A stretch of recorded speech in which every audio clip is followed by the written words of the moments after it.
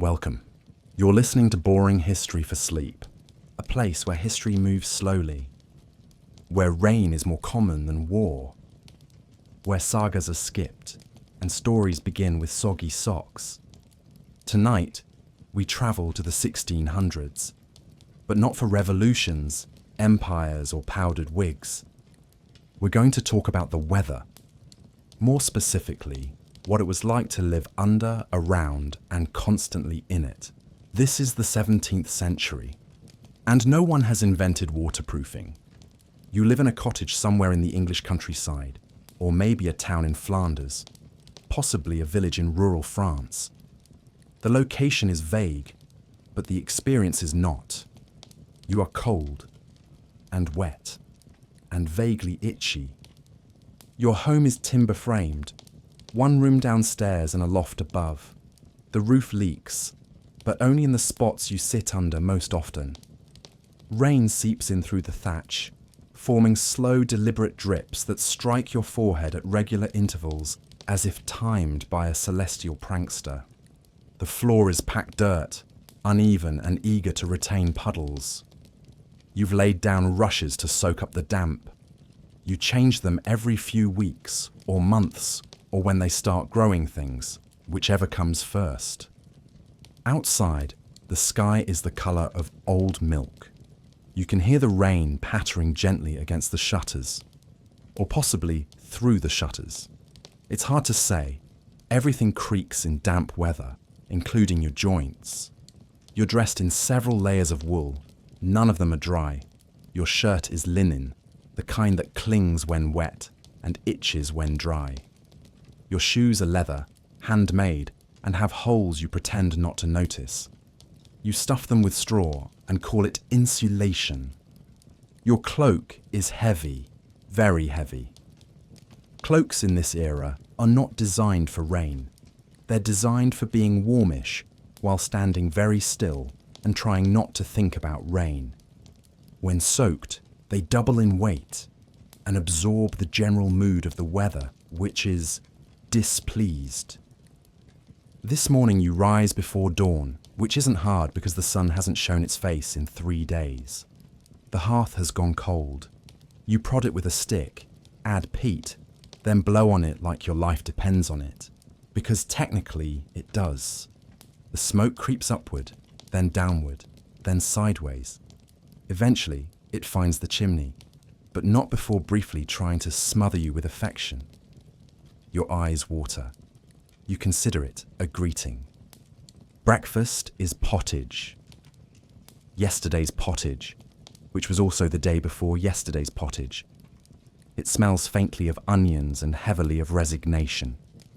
You warm it in a pot, blackened from years of hopeful meals, and stir with a spoon carved from a tree that probably died from overwatering. You eat while wrapped in your cloak, hunched near the fire like a damp goblin. Every few bites, you pause to sneeze, cough, or remove a bit of ash from your porridge. It adds texture. Outside, the rain picks up. It has that steady, confident rhythm, the kind that knows it has all day. You sigh and lace up your shoes, which squish despite your best efforts.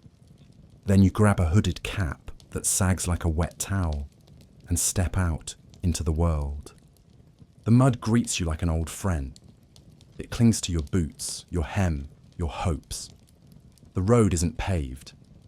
It's barely a road, just a suggestion of direction between one puddle and the next. You make your way to the market. It's not far, just a few fields and one very ambitious stream crossing. The stream has flooded. Of course it has.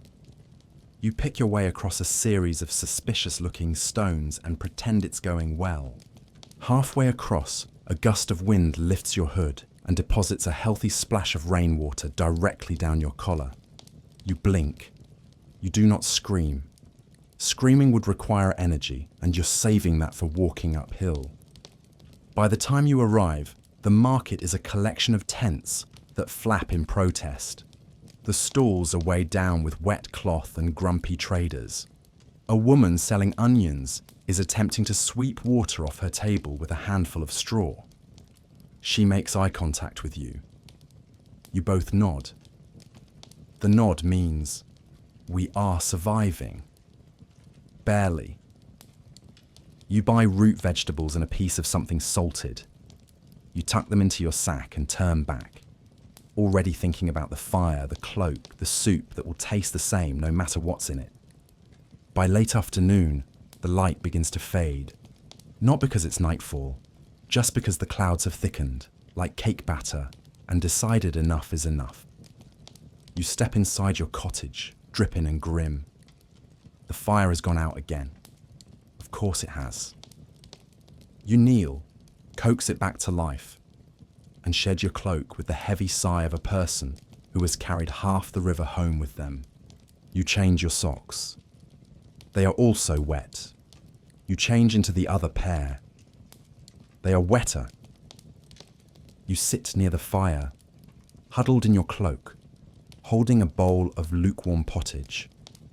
The rain drums steadily on the roof above, a rhythm you've memorized by heart. You stare into the flames and think, this is normal. This is fine. This is weather in the 1600s. And the roof drips softly, like a lullaby in Morse code.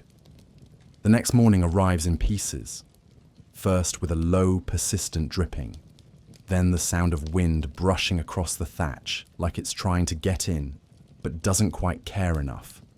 And then the goat sneezes, loudly, beside your bed. This is your alarm clock. The fire is out again. You poke it with a ladle.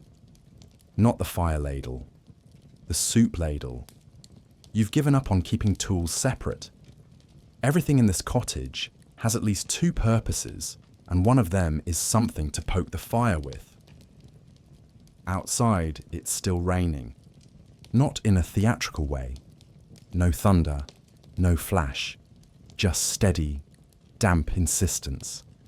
A grey drizzle that seems to come from every direction, including upwards. You sigh and begin the morning routine. First, the hay. You store it in the loft, a dry place, in theory.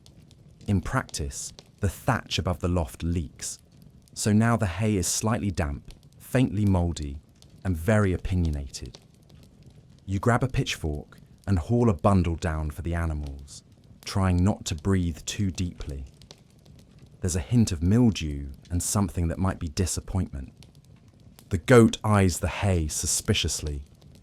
She sniffs it, then looks at you like you've personally failed her. You drop the pile anyway and move on to the chicken coop. The path outside the cottage has evolved into a mud trench, carefully sculpted by weeks of boots, hooves, and gravity.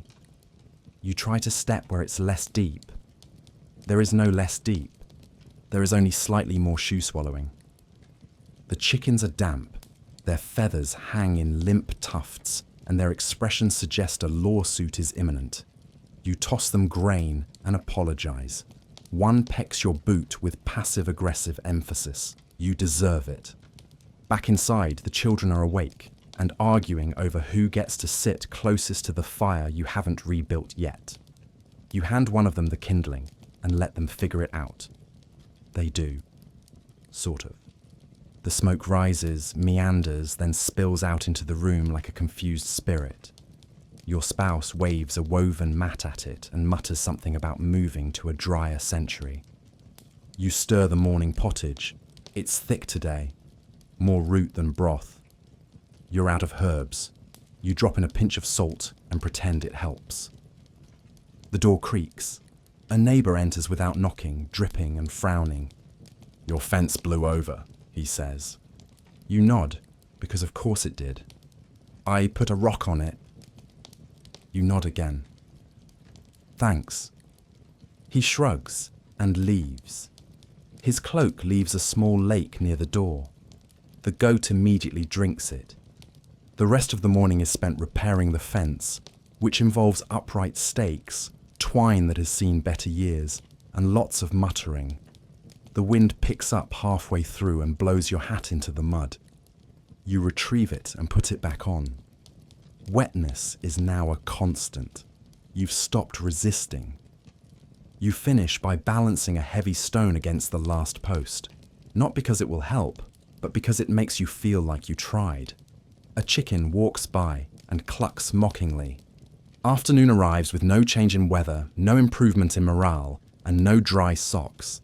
You sit near the hearth, trying to dry the hem of your tunic. The fire spits gently. Your spouse hands you a cup of warm broth.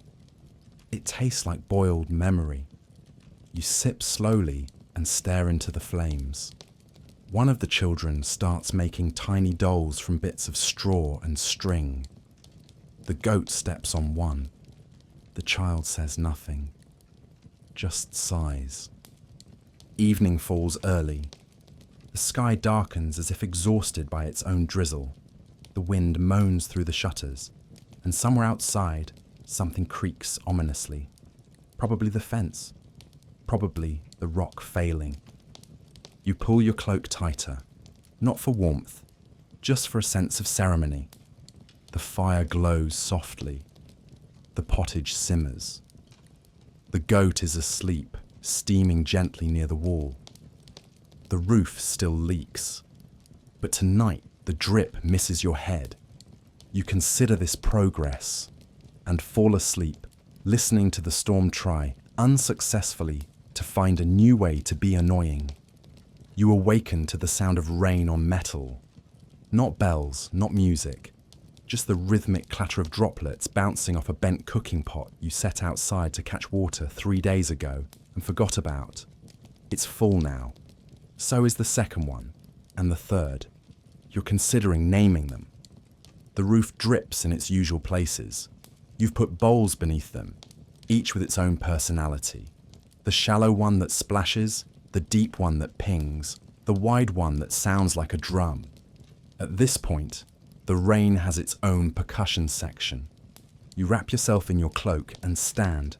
It smells like sheep. Because it is sheep. You glance at your boots, which are drying near the fire. Or, more accurately, are less wet than yesterday. You slide your feet in and brace for the squelch. It comes. You wince. It's tradition. The fire is low. You feed it with kindling, then add a log that hisses in protest. The flames rise reluctantly, like a sleepy dog. You warm your hands and stare into the orange until your fingers remember how to move. Breakfast is a piece of cold barley bread with a smear of something that claims to be butter. It's hard, a little sour, and refuses to spread. You eat it anyway, chewing slowly, blinking at the window where the rain runs down in streaks. You hang up another cloak, yesterday's attempt at staying dry. It's stretched between two beams like a defeated sail. You add socks to the line above the hearth, 4 pairs, all wet, all different shades of grey. One has a hole the size of a walnut. You consider sewing it shut, then don't. Someone knocks. It's your neighbour, again. This time he's brought a bundle of herbs that look like they were harvested out of spite. He wants to sit by your fire. You let him. He removes his cloak, which hits the floor with a sound like a sack of damp laundry. He doesn't speak, just stares into the fire, warming his hands. You do the same. This is considered socializing. The children are playing with buttons, not a game involving buttons. Just the buttons themselves, arranging them in rows, sorting them by color, then size, then mood. One child insists a wooden button is angry. No one argues. Later, you go outside to check the woodpile. It's damp, not wet. Just the kind of damp that suggests it may never be dry again. You bring in the driest pieces, brushing snow from your sleeves as you go. The door sticks. You kick it. It opens. Inside, the fire sputters as you feed it the soggy offering. Your spouse raises an eyebrow. You shrug. The goat sneezes again. The rest of the afternoon is spent drying things. Cloaks near the hearth.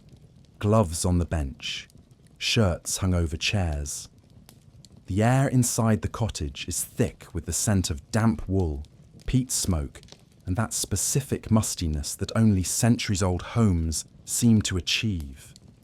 You sit near the window and listen. Not to voices, not to song, just the sound of rain trickling through gutters, running down sloped roofs, splashing into puddles. It's a soft sound, so constant it becomes invisible, like breathing, or the way your shoulders ache at the end of every day. Dinner is soup again, if you could call it that. It's mostly water, barley, and a single sad leek. Still, it's hot. You hold the bowl in your hands, warming your fingers before you sip. The goat eyes the pot, and you draw the line firmly. No soup for goats. The night comes slowly. The sky turns charcoal, then ink, then velvet. The fire dims. Your neighbour puts his cloak back on, waterlogged and steaming, and leaves with a nod. You nod back. You lie down on the straw bed, the smell of smoke clinging to your hair. A sock falls from the drying line above, landing gently on your chest. You don't move it. It's warm. The rain softens, and for the first time in days, it sounds almost kind. It's still raining. You are no longer surprised by this. You have passed through surprise and complaint and into something calmer, deeper. Acceptance. The weather is not the background anymore. It's the story. You wake slowly, the sound of a distant leak acting as your new favourite lullaby. A soft plink. Then another. You lie there for a while, listening. Somewhere above, the thatch has shifted again. It leaks in a new place now, just beside the door where you keep your better shoes. You sit up, stretch, hear things pop. Not loudly, just enough to remind you that your joints are older than you are.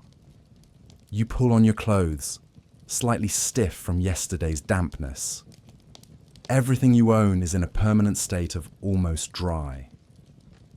Your spouse is already awake, slicing a loaf of bread so dense it could double as a defensive weapon. It steams gently, having spent the night near the hearth. You take a piece and chew, slowly. It's warm. It tastes like effort. You inspect the ceiling. There are 5 known leaks, possibly 6. You've marked them with bits of string hanging down like primitive weather indicators. The longer the drip travels before falling, the worse the leak. The string over the bed is nearly soaked. You adjust the bowl beneath it. The bowl is nearly full. You consider switching to a bucket. You fetch a stool and climb to the beams. The roof is not a single thing. It is a collection of smaller, slightly damp arguments, layers of straw, twigs, and clay. You stuff fresh thatch into the gaps, hands moving with the memory of old instruction. Your fingers are rough and steady. Your knees wobble. The stool shifts once. You freeze, then continue. You come down smelling of roof. Your hands are streaked with ash, dirt, and possibly bird. You wipe them on your tunic, which already has a large damp patch from where the goats sneezed earlier. Outside, the sky is dull as pewter. You open the shutter to let in the light. The wind answers back by throwing a handful of drizzle through the gap. You shut it again. The children are building something with twigs. Possibly a miniature fence. Possibly a trap. You ask, and they respond with shrugs and conspiratorial glances. You don't press. You step outside in the afternoon to stretch your legs. The path is mud. Again. Not fresh mud. Not new mud. Just the same old mud, now smoother and more ambitious. You shuffle along it toward the edge of your little garden, where the rain has flattened the last of the herbs. You stare down at what used to be marjoram. It stares back, wilted but unbowed. You return to the longhouse, cloak heavy, boots squelching, hair sticking to your forehead. You peel off your outer layers near the door and hang them on the drying rack. It creaks. Everything creaks. Even your thoughts. Dinner is stew, which began its life 3 days ago and has been reinterpreted ever since. Tonight, it includes a handful of lentils and the final sliver of something vaguely root-shaped. It is comfort food, in the sense that it is hot and edible. You eat by firelight, the bowl warm in your lap, the room filled with the soft sounds of chewing, breathing, and the occasional goat snort. When the meal ends, no one moves for a long time. You all just sit there, wrapped in wool and quiet, listening to the drip above the door. It falls in time with your breath. You close your eyes, your limbs soft and full of soup. You don't fall asleep. You slide into it. Morning arrives in stages. First, with the pale light slipping through the cracks between the shutters, casting long strips of dusty gold across the floor. Then with the creak of the door hinge, opened cautiously. And finally, with the sharp, familiar scent of damp leather. You sit up slowly. The fire has burned low, but a thin curl of smoke still rises. Your spouse is tending it with a bundle of dry twigs. They nod toward the door. He's here. You blink once. Who? The shoemaker's boy. You swing your legs off the straw mattress and reach for your cloak, which is still drying from yesterday and still damp enough to discourage optimism. You throw it around your shoulders anyway and shuffle toward the doorway. There he stands, barely more than a boy, lanky and narrow, and wrapped in a too large woolen scarf that nearly swallows his chin. His boots are caked in mud. His hands are chapped and red. He carries a bundle slung over one shoulder and looks like he's been walking for days, which, in this weather, means at least a few hours. You gesture him in. He enters with the quiet gravity of someone entering a sacred space, careful not to track too much mud across the rushes. He lowers the bundle near the hearth and opens it slowly, revealing 3 pairs of shoes. Yours, your spouse's, and the smallest, your eldest's, all freshly patched, all polished to a low, soft shine. The soles are reinforced with scrap leather and bent nails. The stitches are uneven, but tight. You run a finger along one of the seams. You nod. They'll do. The boy shrugs, cheeks pink with the compliment. Your spouse pours him a ladle of broth and offers the last slice of soft bread. He accepts both with the quiet desperation of someone who forgot what warm felt like. You sit with him in companionable silence as he eats. Outside, the rain has softened to a mist, like the sky has finally grown tired of its own drama. The boy talks a little about the state of the road, how one of the bridges is half washed away, how the cows near the chapel keep slipping in the muck and refusing to stand. You listen without interruption. After the meal, he lingers by the fire. His boots steam gently. You wonder when he'll leave, then realize you don't mind if he stays. Eventually, he stands, rewraps the scarf, tucks the empty bowl into the crook of his arm. You offer him a cloth-wrapped bundle, dried fruit, and 2 hard biscuits. He tries to refuse. You insist. At the door, he turns back and says, very softly, "These are good boots." You nod. He vanishes into the mist like a figure from a story, leaving behind nothing but a footprint and a faint scent of oil and wool. Inside, the shoes sit by the hearth, catching the firelight like small, loyal animals. You pull yours on and wiggle your toes. They fit well, better than they used to. The rest of the day passes in minor labours. You mend a split bucket, your spouse carding wool, the children wrestling with the concept of sharing a spoon. The sky stays grey, but holds its reign. The fire burns cleaner. The roof doesn't leak today. And as you sit, wrapped in your own warmth, you think about the apprentice, the road, the way small kindnesses pass between people like soup in a shared bowl. The sound of boots drying joins the crackle of the fire, and your eyes close quietly, without asking. You wake to silence. Not peace, not exactly, but a suspicious lack of dripping. A stillness that hums just loud enough to notice. You sit up slowly, rubbing the sleep from your face and listening. No rain. You blink once, twice, then get up and open the shutter. The sky is still grey but dry. The ground outside steams gently as the damp earth begins its long, slow exhale. There is no sun, just a diffuse light, soft and indirect, like a candle behind a curtain. You pull on your cloak, only mildly damp now, and step outside, boots firm and freshly mended. They squish, of course, but with more dignity than before. The yard is a swamp. The mud is no longer pretending to be anything else. You walk through it with long practiced resignation, making your way down the slope toward the stream that cuts behind the garden, or used to. The stream has risen during the last week of rain. It no longer babbles within its banks like a polite waterway. It has stretched, wandered, and in some places decided it prefers to be a small lake.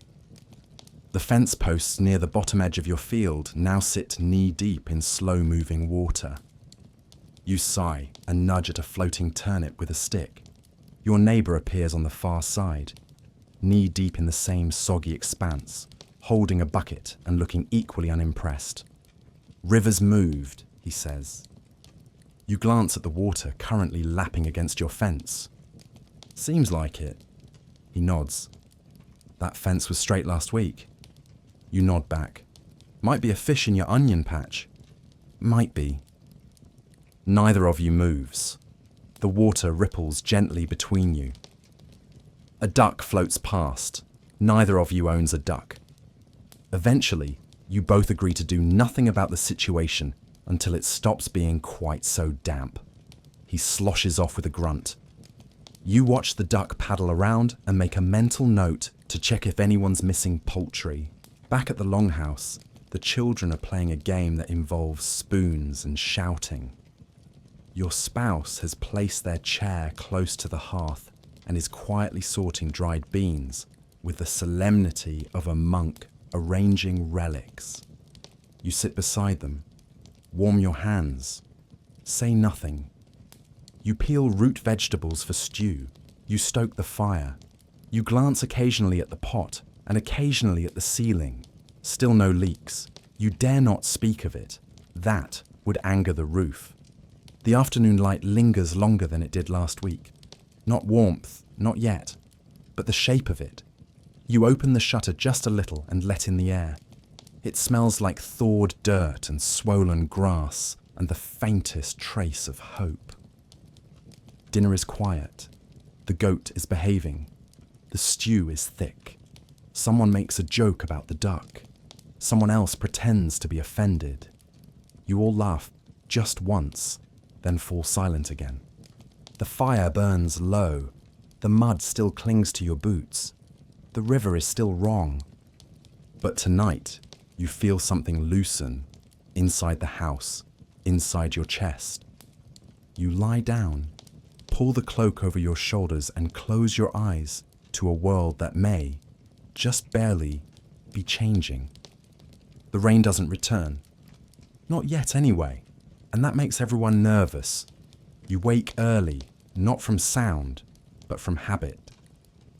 The hearth glows softly, a lazy bed of coals. Your spouse is already up, seated at the table with a knife in one hand and a lump of tallow in the other. The smell tells you immediately, it's candle day. You join them with a grunt and settle across the table, blinking through the smoky air. Candle making is not urgent. It is not dramatic. It is slow, greasy, and full of second chances. You shape the soft tallow into uneven tapers, pressing them around scraps of old string. The strings are never the same length. You pretend not to notice. The goat watches from a corner, occasionally sneezing. The children wander in and begin quietly sorting the buttons again. No one told them to. They just do. Like the buttons themselves expected.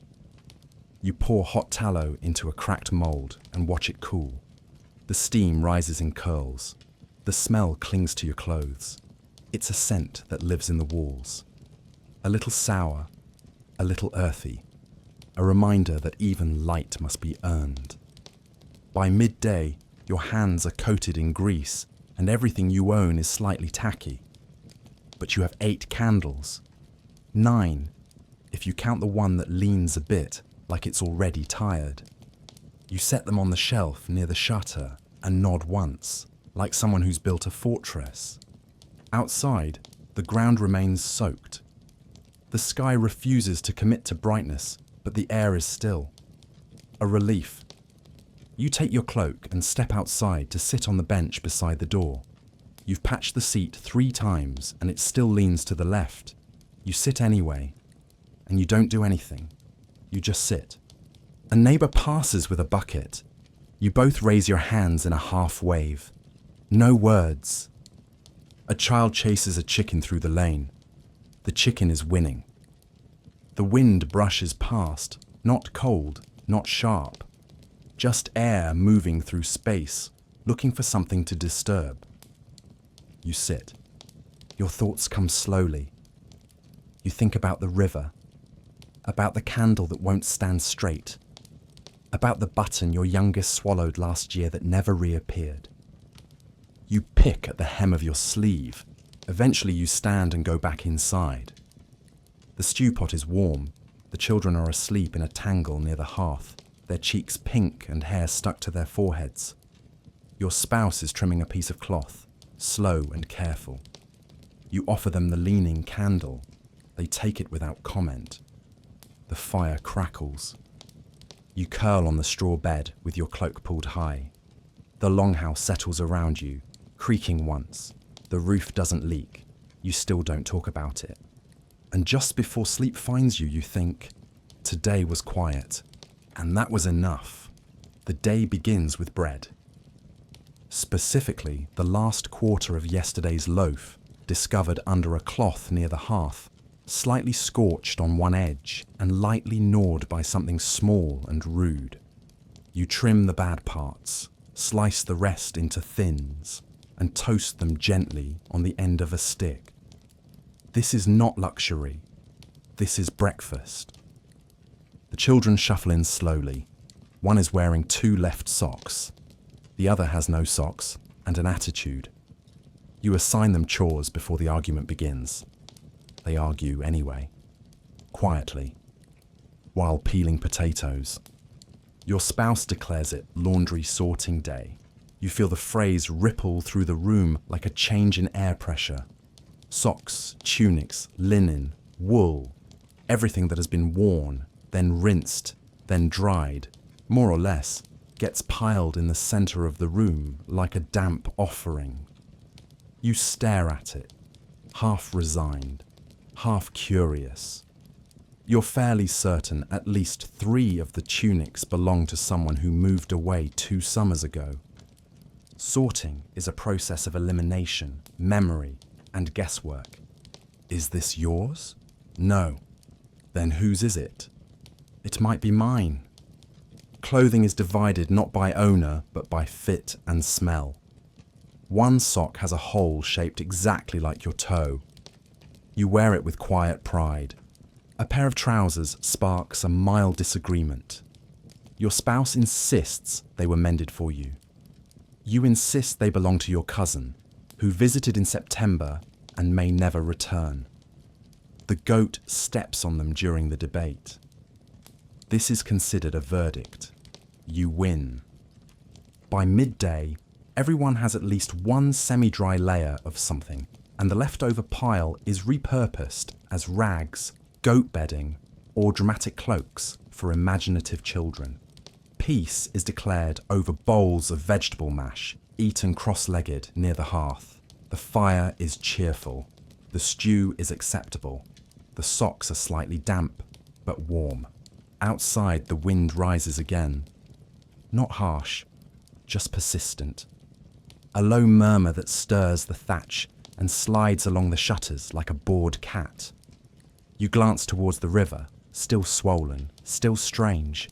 You spend the afternoon mending a chair that no one uses but refuses to break completely. You patch it anyway. There's comfort in pointless repairs. Later, your spouse pulls a wrapped bundle from the top shelf. Inside, a lump of something sweet, saved from a feast no one even remembers. You share it in silence. It tastes like raisins and old joy.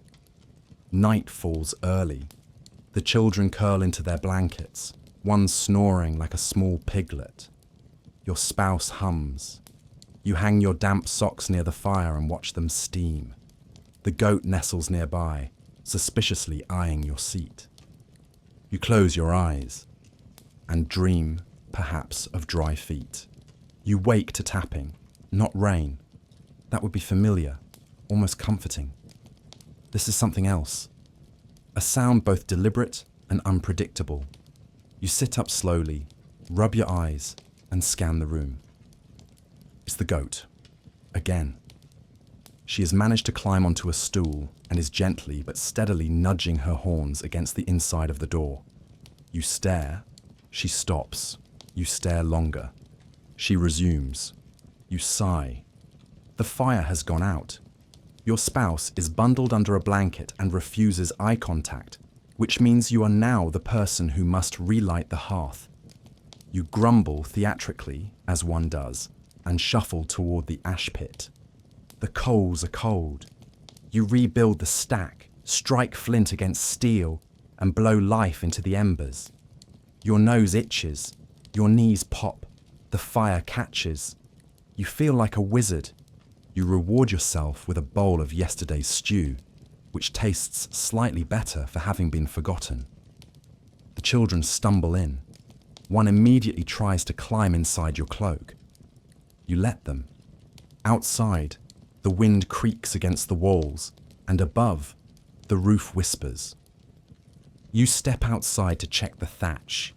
You know something's wrong when the goat follows. She's not helpful, just curious. The thatch has shifted again. A bundle has slipped loose and is hanging over the edge like a tired wig.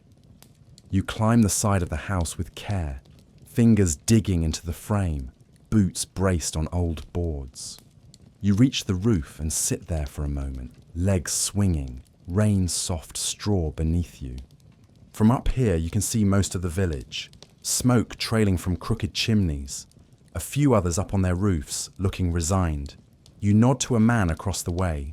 He nods back, hammer in hand, expression of long-suffering roof solidarity. You patch your section with fresh straw, secured with twine and hope. You press it into place, pat it like a dog, and mutter something vaguely encouraging. The roof accepts your offering. For now. Back on the ground, your spouse is sweeping, or trying to. They hold the broom like it personally offended them. You approach. They explain, this is not the good broom. The good broom is missing. A crisis. You check the goat. She looks smug. You find the broom behind her sleeping pile, slightly chewed. A domestic betrayal. Your spouse reclaims the broom with the kind of relief usually reserved for reuniting with long-lost family. They sweep with purpose now. The dirt on the floor doesn't stand a chance. Afternoon brings a visit from a neighbour. She wants to borrow salt and leaves with a jar of dried peas, which you weren't using anyway. She offers a story in return about the baker and the broken cartwheel and the chicken that refused to leave. You listen, smile, and give her the slightly better loaf of bread. It feels like a fair trade. Dinner is quiet. The stew has evolved again. There's something green in it. No one asks what. You sit near the hearth with your socks off, feet steaming slightly, shoulders wrapped in a borrowed shawl. The goat snores softly from her corner. The children are asleep in a pile, one still clutching a broom bristle like a trophy.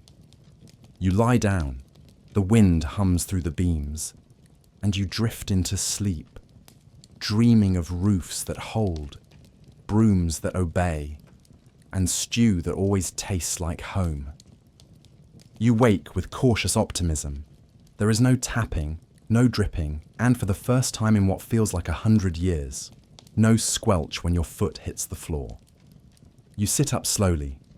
The air inside the longhouse feels neutral. Not warm, not cold. Just quietly there.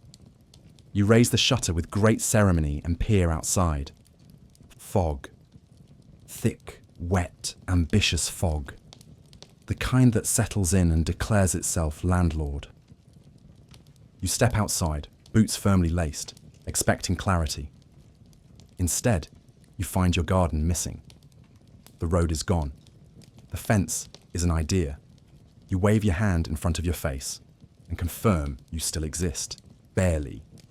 Still, fog is not rain. This is considered an upgrade. You gather kindling from the woodpile. It's damp, but not drenched. You carry it inside like treasure. Your spouse is already stoking the fire with a look of quiet triumph. You nod. They nod. The fire pops politely. The children wake up and immediately start arguing over fog ownership. I saw it first. No, I felt it first. You declare a draw and assign them to spoon drying duty. There are many spoons, none truly dry. It keeps them busy. Mid-morning brings a knock. You open the door to find a man in a wide-brimmed hat shaped like disappointment. He is from the next village and smells like onions and old rope. He wants to trade. He produces a basket of apples, soft, irregular, but undeniably real. You offer a jar of pickled something. He winces, then accepts. You talk for a while, not deeply, just the usual topics. Roofs, goats, fog, and the one bridge that may or may not still exist. He leaves behind 2 apples for the children. They argue again. You declare another draw. The fog does not lift. You go out to check the fence. It is still there. Mostly. You reinforce it with a stick and a prayer. The goat follows you and finds a patch of grass that should not exist this time of year. She eats it with suspicious speed. You return to the house to find your spouse attempting to dry a shirt by flapping it near the fire. It smells faintly of wet wool and ancient soap. You take over. You are better at flapping. Lunch is something between a mash and a soup. It's beige and honest. The children claim it tastes like fog. You pretend not to be impressed by their accuracy. The rest of the day passes slowly. You sort the seed jars by what you hope is the correct season. You oil a hinge that still squeaks in protest. You teach the goat to not eat the broom. Again. Evening comes with no real shift in light, just the sense that time has curled inward and decided to rest. Dinner is simple. A piece of flatbread, a sliver of cheese, and something pickled. Everyone eats with the quiet concentration of people performing an ancient ritual. The fire is warm, the floor is dry. The fog presses against the walls like a curious cat. You lie down with your cloak tucked high and sleep, knowing tomorrow might be clearer or wetter or identical. But for now, your feet are dry, and that is victory. You wake to light, real light, not firelight, not fog-filtered, puddle-reflected. Guess where the horizon is light, but actual, golden, morning sun. You stare at the shutter, half expecting it to be a trick. You open it with great suspicion. There it is, the sun. It's low, thin, and entirely unimpressed with itself, but it's there, casting long slats of pale light across the yard, touching the roof, warming the mud. You blink. You forget how to blink. You whisper, "Huh." The goat hears you and sneezes in response. Inside, your spouse is already awake, arms crossed, staring at the same sunlight through a gap in the wall. "It's bright," they say. You nod. "Too bright?" They shrug. Suspicious. You step outside, squinting. The world smells different. Wet, but in a cheerful way. Like spring just sent a letter of intent. The mud is still ambitious, but the puddles reflect light now, not just clouds. You take your cloak and hang it on the line outside. The children rush out with every damp sock they can find. A peace negotiation begins. Who gets the good spot on the line? Who gets the sunniest corner? You officiate the debate like a village elder. It ends with a rotating sock schedule and a firm warning. No goat interference. The goat immediately interferes. You shoo her off and secure the line with an extra post. One child stands watch. The others return to the house, where the sudden brightness has sparked a rare burst of energy. You all clean, not out of joy, just reflex. The floor gets swept, the spoons get resorted, the windows are propped open, just a little. You roll up the rug and beat it with a stick until it stops holding secrets. The house begins to smell like air again. Lunch is bread and cheese, taken on the bench outside. The bench is still crooked but warm from the sun. You sit with your back to the wall, a piece of apple in one hand, and the sound of birds in your ears. Real birds, not just chickens arguing. A neighbour walks by with a bundle of laundry and an expression of mild disbelief. "It's dry," he says. You nod. "I forgot what that feels like." You raise your bread in silent toast. He nods back and continues on, cloak flapping slightly in the breeze. In the afternoon, you mend a tunic by the open door. Your spouse cards wool. The children drag a stool outside to play an extremely serious game involving rocks, sticks, and an argument about rules that no one understands. The goat chews something. You don't ask what. As the sun lowers, the shadows stretch. The air cools again, gently. The mud remains, but even it seems in a better mood. Dinner is stew with a hint of sunlight. You all eat with tired, clean hands. The socks come in from the line, warm, dry, oddly stiff. You fold them anyway. You curl near the fire with the windows still open just a crack. The breeze is cool, but kind. You close your eyes, and for the first time in weeks, you smell dust, not damp, and that, somehow, feels like a promise. You wake before the children, before the goat, before even the fire. It's not cold. Not warm exactly, but not cold. That's enough. You step down onto the floor, expecting the usual soft give of damp rushes, but instead, dry. You lift your foot. Still dry. You press your heel into the rush matting like someone testing a miracle. It holds. You stand, slowly, as though not to startle it. You shuffle to the hearth and coax the fire back to life, one coal at a time. The sparks rise easily today. The logs catch. No smoke clogs your nose. You hum a tune you don't recognize and brew tea with the confidence of someone who owns dry socks. Your spouse wakes next. They walk across the floor, stop, and stare down.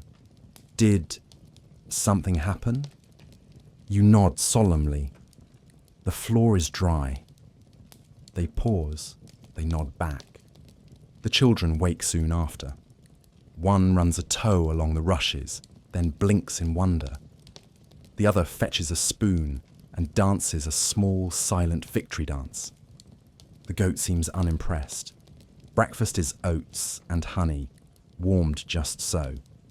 You eat slowly, savouring the silence. Outside, the sun hangs low and gold, filtering through the shutter like a soft nudge. The fog has vanished. The puddles are shrinking. The river is mostly where it belongs. You decide to sweep. Not because the floor needs it, but because it can be swept. Not scraped, not dried with a cloth, not ignored in despair. Swept. You fetch the good broom and sweep in long, even strokes. Dust, straw, the ghost of dampness, all gone. The goat watches, then sneezes. She does not appreciate ceremony. Your spouse is airing blankets. The children are reorganizing the button pile for no reason other than momentum.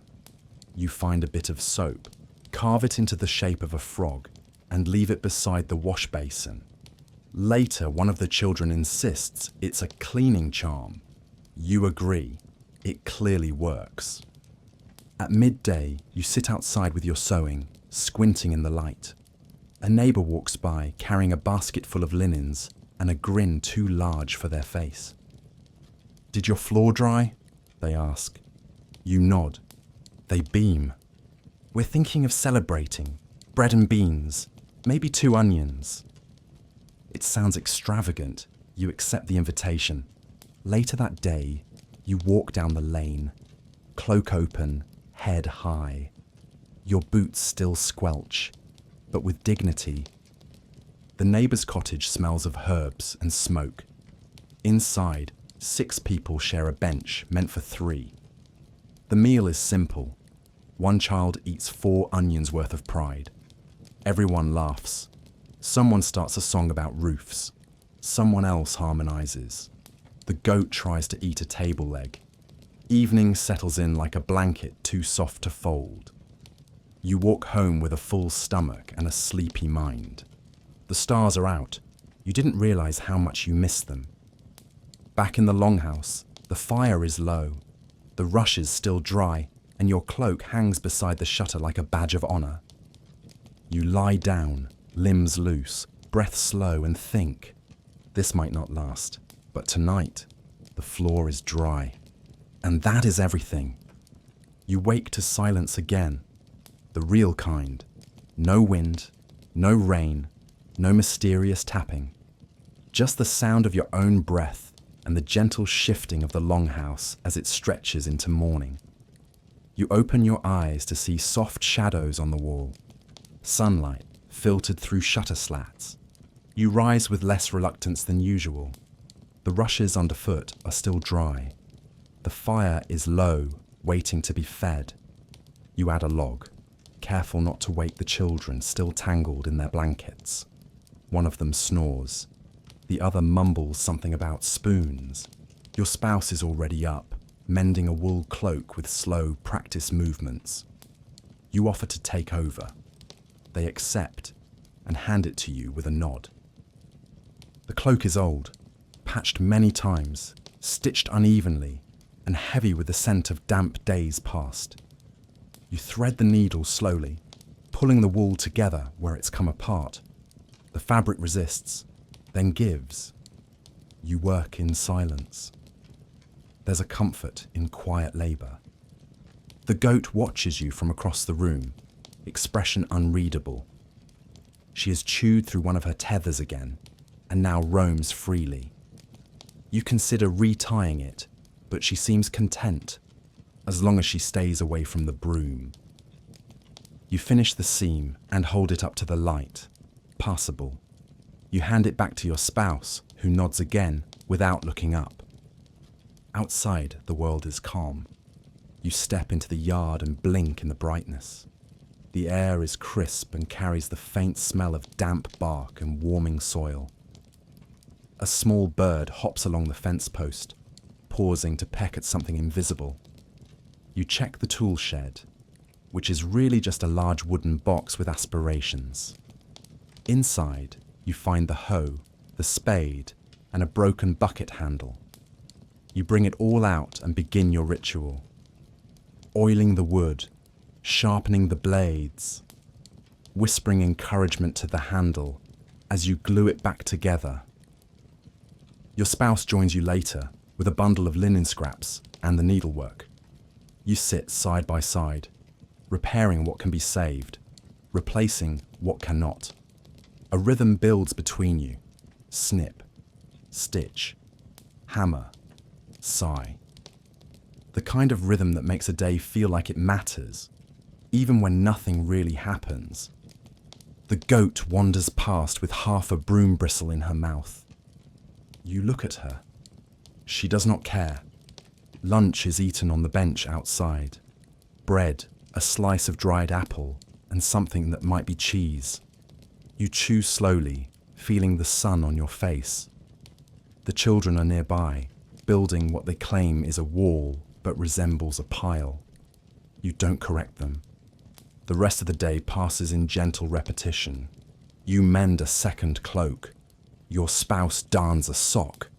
The children argue, then help, then argue again. The goat chews on a sleeve. You retrieve it, now uniquely ventilated. As the sky darkens, you gather everything back into the longhouse. The tools return to their box, the sewing to its basket, the goat to her corner. You stir the fire and ladle out a thin stew. Everyone eats quietly. The flames flicker. Shadows dance. The cloak you mended hangs near the hearth, dry and heavy. You lie down with your back to the wall and your feet wrapped in clean wool. The longhouse breathes around you, full of warmth and the sound of your small, steady life. And in the corner the goat snores. Just once, very softly. You smile into your blanket and sleep. You wake slowly, the kind of waking where nothing aches and no urgency knocks. Just the fire's steady glow and the soft rhythmic breath of everyone still asleep. You stay still for a while, not out of laziness, but reverence. This moment is rare. The house is warm. Your toes are dry. No wind hammers the shutters. No goat is chewing the furniture. Eventually, you sit up. Outside, a quiet mist hugs the ground, low and harmless. It's the kind of mist that politely minds its own business. You open the shutter just a crack. The sky is the colour of clean wool, streaked with hints of pale blue. You squint. Your spouse stirs, then mumbles, "It might be clear today." You nod, slowly, carefully. You both know not to speak of it too loudly. Breakfast is toasted oat cakes and the last of the good honey, eaten with greedy fingers and no apologies. The children wake mid-meal, still wrapped in blankets, and help themselves without questions. After breakfast, the family assembles outside. Everyone stares upward. A rare meeting. The subject, the sky. "It's not raining," says one child, solemn. "Not yet," says the other, equally serious. The adults nod. You all watch for a while, just to be sure. Then tasks begin. You fix a loose shutter. Your spouse sorts through a basket of tangled thread and mutters about knot demons. The children fetch water from the not quite overflowing stream. The goat stands in the doorway, blocking traffic and asserting dominance. You coax her back to her corner with a slice of dried carrot. The day unfolds slowly. You lay rushes beneath the table. The children sweep. The windows are wiped with damp cloths, which dry faster than expected. You suspect this is what joy feels like. Mid-afternoon, a breeze arrives. Not cold, not cruel, just enough to ruffle the drying laundry and stir the thatch. You tilt your face to it and smile. Dinner is a celebration.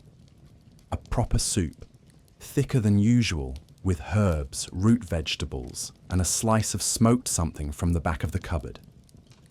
Everyone eats with 2 spoons, just because they can. Afterwards, someone suggests a song. You don't remember all the words, but you hum along. The children sing too loudly. Your spouse sings too flat. The goat contributes by knocking over a bucket. You call it harmony. The fire burns steady as the sky darkens. The stars appear one by one, each greeted like a long-lost friend. You lie back, cloak wrapped around your shoulders, and watch the ceiling flicker with light. No leaks, no wind, just the sound of crackling wood, distant night birds, and the soft sighs of sleep settling in. You close your eyes beneath a sky that for once seems to approve of you, and let go.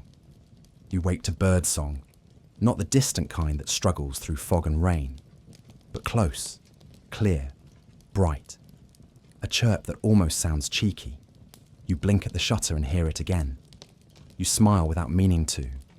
Your body is warm, the fire still glows. The rushes beneath you are dry, faintly scented with last week's lavender. Someone has put a blanket over your shoulders. Possibly the children, possibly the goat. You sit up slowly. Your limbs protest less than usual. You stretch and walk across the floor, dry, solid, familiar. Outside, the sun is already climbing. Not hot, but warm enough to soften the chill clinging to your sleeves. You open the door and step into the yard. The sky is still streaked with cloud, but they're the friendly kind. Wandering, fluffy, mildly indecisive. Your spouse joins you with 2 mugs. One of tea, the other something sweeter. You trade sips and say nothing for a long while. Just stand, shoulder to shoulder, watching the light creep across the ground.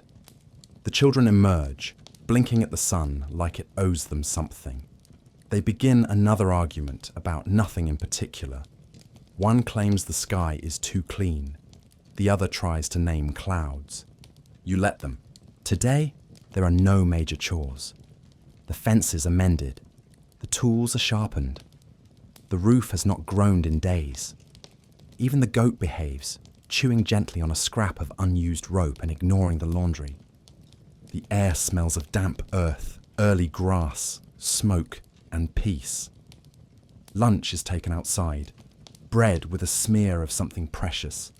A handful of spring greens. A turnip cut as thin as your patience used to be. The children eat while lying in the grass. The goat tries to join. You allow it. Later, a neighbour wanders by and sits without invitation. He brings dried berries in a pouch and tells a story about a chimney that collapsed because it missed the rain. No one laughs, but everyone smiles. You pass the evening slowly. You play with the children. You finish mending the last sock. You pet the goat reluctantly. She accepts your hand with the dignity of royalty. And when the sun dips low, casting golden puddles of light across the yard, you sit by the fire and breathe. Nothing hurts. Nothing leaks. Nothing demands your attention. You close your eyes and listen to the longhouse settling, the children whispering, the goat softly snoring. The weather, for once, is quiet, and you are too.